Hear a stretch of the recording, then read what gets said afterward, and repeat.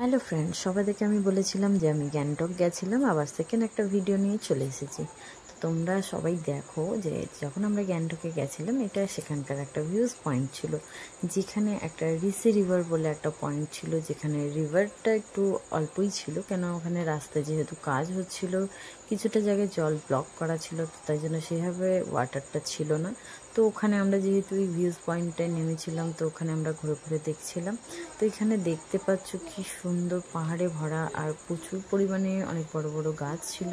তো ওখান থেকে আমরা একটা টেম্পলের জায়গায় গেছিলাম। এই টেম্পলের এই পোর্শনটা যেটা এখন দেখতে পাচ্ছ, সেটা ছিল একটা শিবজি যে বিষ পান করেছিলেন সেটারই একটা কিছু স্যাম্পল ওখানে ওটা শো করানো হয়েছিল। তো ওখানে আমরা ঘুরে ঘুরে দেখছিলাম।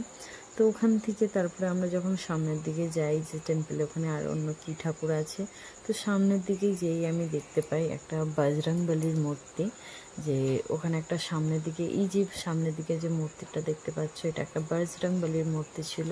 এটা সিলভার আর গোল্ডেন কালারের ওপরে কাজ করা ছিল। তো বজরংবলীর মূর্তিটা অতটাই সুন্দর ছিল, তো আমার তো খুবই ভালো লেগেছে। ওখানে আমরা প্রে করি, করার পর ওখান থেকে আমরা যেটা একটা বড় মেন মন্দির ছিল ওখানের দিকে এন্ট্রি করি।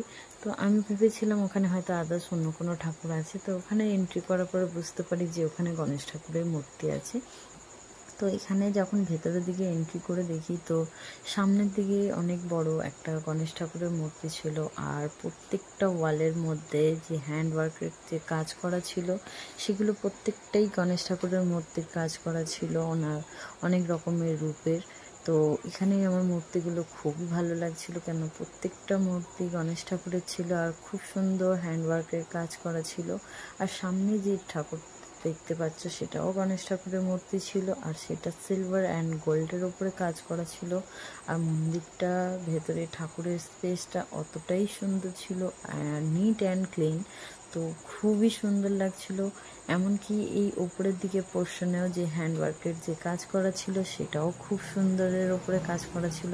তো মন্দিরের ভেতরের জায়গাটা খুবই আমাদের ভালো লেগেছে। তো আমরা ঘুরে ঘুরে দেখছিলাম যে মন্দিরটা কত সুন্দর ভেতরের দিকে সাজানো। তো তোমাদের কাদের কাদের এই মন্দিরটা দেখে ভালো লাগছে অবশ্যই আমাকে কিন্তু মেসেজে জানাবে কিন্তু বন্ধুরা। তবে ওখান থেকে ঘুরে আমরা আর একটা ভিউজ পয়েন্টে গেছিলাম, যেখানে আমাদের নিচ থেকে কিছুটা পাহাড়ের ওপরের দিকে এরকম কিছুটা সিঁড়ি ছিল, যেখান থেকে উঠে উপরের দিকে ভিউজ পয়েন্টে যেতে হয়েছিল। তো ওখানে যখন আমরা হেঁটে হেঁটে যাচ্ছিলাম, তো আমি তো শুধু চারিদিকে ঘুরে ঘুরে দেখছিলাম, বোথ সাইডে ভীষণই ফাঁকা, আর অনেক বড় বড় গাছ, আর অনেকটা খাল টাইপের কিছুটা ছিল। তো এটা হলো সেই ভিউজ পয়েন্ট যেটা আমাদের তার পরের দিন যাওয়ার কথা ছিল ওখানে। তো আমরা ওখানে কাছাকাছি হোমস্টে আমাদের নেওয়া হয়েছিল। তো ওখানে ওয়াটারটা পুরো গ্রিন ওয়াটার ছিল। তো ওখান থেকে এই জায়গাগুলো পুরোপুরি দেখতেই পাচ্ছ যে কত সুন্দর, চারিদিকে শুধু পাহাড়ে ভরা। ওখান থেকে তারপরে একটা আমরা স্পটে গেছিলাম, যেখানে এরকম ওয়াটারফল হচ্ছিল, যেখানে পাহাড়ের সামনের দিকে এখানে জলটা খুবই ঠান্ডা ছিল, খুব চিল। ওখানে যখন আমি যাই, এই জলে হাত দিই, তো জলটা খুবই ঠান্ডা লাগছিল।